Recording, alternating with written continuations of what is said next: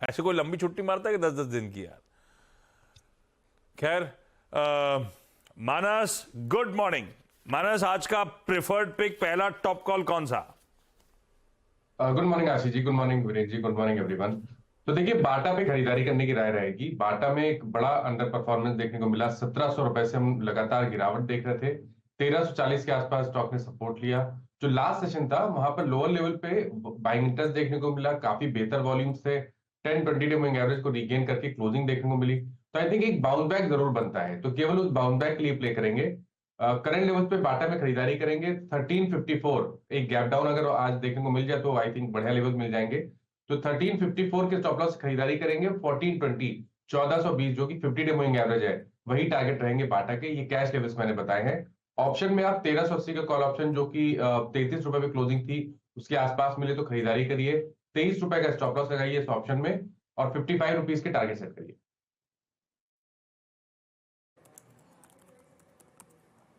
Okay, तो यहाँ पे मानस की कॉल होगी बाटा। बाटा याद रखिएगा एक खूबसूरत रिवर्सल ट्रेड है। ट्रेडर्स के कई पैमाने होते हैं, आई मीन स्ट्रेंथ को बाय करना, मिड वे को बाय करना, लेकिन ये एक बहुत ही अच्छा पुल बैक ट्रेड है। Rajesh Satpute ji, good morning. आपका ट्रेड क्या रहेगा? Very good morning Viren. Good morning Ashish ji and good morning everyone. Viren देखिए, जो नजर है वो है मेरी बैंकिंग स्टॉक्स पे, और इन पर्टिकुलरली उसमें से जो रहेगा वो रहेगा फेडरल बैंक। फेडरल बैंक का अगर आप डेटा भी देखें तो एक अच्छी रैली इस पे, शॉर्ट कवरिंग रैली हमने इसमें देखी थी। देखिए, अगर आप इसका स्ट्रक्चर भी देखें तो it's inverted head and shoulder price formation, जिसका टारगेट होगा करीबन करीबन 175 का। लेकिन अगर हमें स्विंग ट्रेड लेना है तो इसका पहला टारगेट, पहला रेजिस्टेंस ये आएगा 166। सो 166 पहला target, 175 positional target buy Federal Bank. Stop loss होगा 155 का। बहुत बढ़िया। फेडरल बैंक रखी रडार पे। बाटा पसंद आ रहा है। सावंत साहब, आपको क्या पसंद आ रहा है? Good morning. जी Ashish ji, Viru ji, good morning to the panel. तो यहाँ पे आशीष जी, अगर हम ओवरऑल रियलिटी को देखें तो एक बहुत अच्छा डिप आई है, और लोअर लेवल्स पे जस्ट बाइंग आई थी परसों के दिन। तो यहाँ पे जो क्लोजिंग हुई है 1518, 1518 पे हुई है। इसको जस्ट ऊपर 1525 के ऊपर बाय करना है, 1525 के ऊपर। स्टॉप लॉस रखेंगे 1495, 1500 के नीचे। यहाँ से टारगेट होगा स्ट्रेट 1595, 1595 से लेके 1600।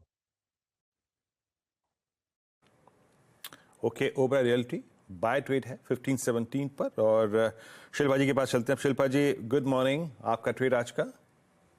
Good morning. मेरा भी पहला पिक फेडरल बैंक था, बट ठीक है, नाउ आई बिलीव मुझे यहाँ पे बायोकॉन अच्छा लग रहा है। बायोकॉन भी एक अच्छे रिवर्सल पे है। ये 280 के ऊपर सस्टेन करेगा, जितना स्ट्रांगली उतना यहाँ पे स्ट्रेंथ दिखेगा। बट नॉनदलेस यहाँ पे अगर आज डिप में मिलता है टूवर्ड्स 270 के स्टॉप लॉस से, आप इसमें डेफिनेटली लॉन्ग जा सकते हैं।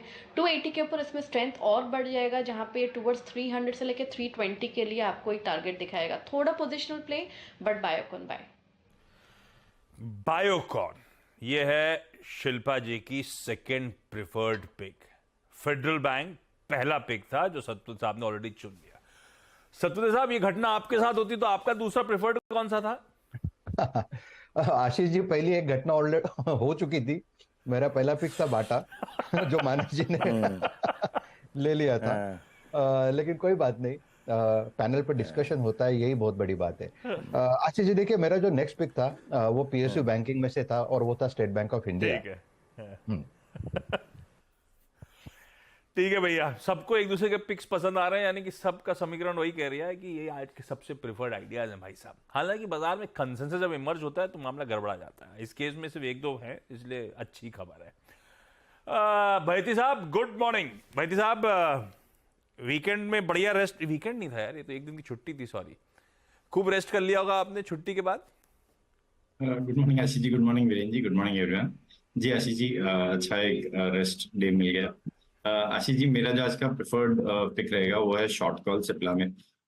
सिप्ला दूसरी बार इन लेवल्स को टेस्ट कर रहा है। पिछले जो इसकी एक रैली बनी थी 19 मार्च को भी इन्हीं जोन पर आया था और यहाँ से बाउंस बैक दिया था।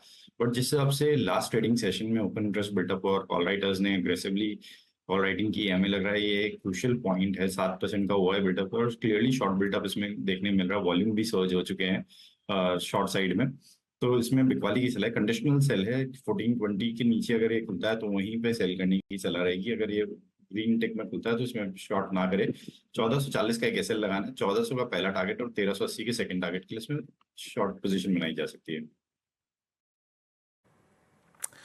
ओके, सिप्ला सेल एक बार जरा निफ्टी फार्मा इंडेक्स लेके आइएगा। और पिछले 3-4 सेशन से ये हो रहा है थोड़ा, जो डिफेंसिव स्पेस में सिर्फ अगर आप फार्मा को देखें तो थोड़ा हायर लेवल से ये consolidation with negative bias mode में चला गया है। रेस्ट लेके पिछले सेशन में ऑलमोस्ट एंडिमा पे आके क्लोज हुआ था। सिप्ला शॉर्ट पार्थिव के पास चलते हैं। अब पार्थिव, गुड मॉर्निंग। आई थिंक ये सुबह ये ट्रंकेटेड वीक था, एक दिन के अंतराल के बाद हम खुले। जो सेटअप ग्लोबल है वो थोड़ा सा मूड को बिगाड़ रहा है यूएस इन्फ्लेशन के फिगर के मद्देनजर। Gold at all time high, आप कैसे मार्केट्स को अप्रोच कर रहे हैं और आपका इस वक्त सुरक्षित एक कॉल क्या है? गुड मॉर्निंग वीरू, आशीष जी, हमारे व्यूअर्स और पैनलिस्ट। देखिए, आई थिंक मार्केट्स की ट्रेजेक्टरी अभी बहुत ही स्ट्रांग है। हम देख रहे हैं कि लार्ज कैप सेक्टर काफी बाइंग हो रही है, तो उससे I think indices are staying quite well afloat. No doubt, I think going into the elections, I think markets is fully factoring in a positive outcome. लेकिन मुझे लग रहा है कि ग्लोबल जो भी रिसेंट डेवलपमेंट्स हुए in terms of inflationary trajectory, यहाँ पे आई थिंक इन्वेस्टर्स को थोड़ा कॉशियस होना चाहिए। बिकॉज हम जानते हैं कि यूएस फेड हमेशा आई थिंक दो राय देता है। कभी कभी बोलते हैं कि बहुत पॉजिटिव आउटलुक है फॉर रेट कट्स, फिर इन्फ्लेशन का ट्रेजेक्टरी चेंज हो जाता है, तो again the commentary tends to change. तो मुझे लगता है कि आई थिंक यहाँ पे वैल्यूएशंस अभी बहुत ही रिच है, तो थोड़ा कॉशियस स्टांस लेना चाहिए। In terms of investment long term के लिहाज से हमें सुंदरम फास्टनर्स बहुत ही पसंद है। देखिए, ये कंपनी एक हाई प्रिसिशन टेंसाइल फास्टनर्स के अंदर कामगिरी करती है, जहाँ पे बिग एप्लीकेशंस लाइक विंडमिल रहता है, रिन्यूएबल एनर्जी में जो सोलर पैनल्स रहती है उसके लिए ये फास्टनर्स यूज किए जाते हैं। तो यहाँ पे तो हम जानते हैं कि डिमांड बहुत स्ट्रांग है, और आगे जाते जिस तरह की मैसिव कैपेसिटी इंडिया में इंस्टॉल हो रही है, तो आई थिंक सुंदरम फास्टनर जैसी कंपनी को बड़ा बेनिफिट होगा। ऑटोमोटिव सेगमेंट में not only the traditional automotive companies, लेकिन इंटरनेशनली देखने जाए तो जीएम है, जॉन डियर है, डेimler है, क्यूमिंस है, तो ये सब इनके कस्टमर है। 2017 में टेस्ला ने एक डिसेंट ऑर्डर कंपनी को दिया था, वहां से वो ऑर्डर काफी रैंप अप हुआ है। और जिस तरह की बातचीत चल रही है कि अगर टेस्ला इंडिया में $2 to 3 बिलियन का इन्वेस्टमेंट करता है, तो आई थिंक सुंदरम फास्टनर्स के लिए बहुत ही बड़ा एडवांटेजेस मूव रहेगा। वैल्यूएशन थोड़े एक्सपेंसिव है for a precision engineering company, around 38 times forward पे है। लेकिन आई थिंक कंपनी 300 करोड़ जो कैपेक्स कर रही है आने वाले 3-4 साल में, आई थिंक काफी वॉल्यूम ग्रोथ दिखेगा और मार्जिन भी काफी हेल्दी रहेंगे, जिससे ये वैल्यूएशन अभी के लिए जस्टिफाइड है। लेकिन लॉन्ग टर्म के लिहाज से it is an attractive entry point.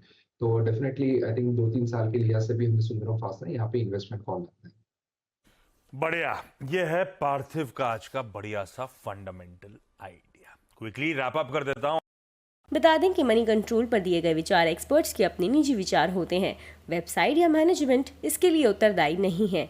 Users को मनी कंट्रोल की सलाह है कि कोई भी निवेश निर्णय लेने से पहले सर्टिफाइड एक्सपर्ट की सलाह लें।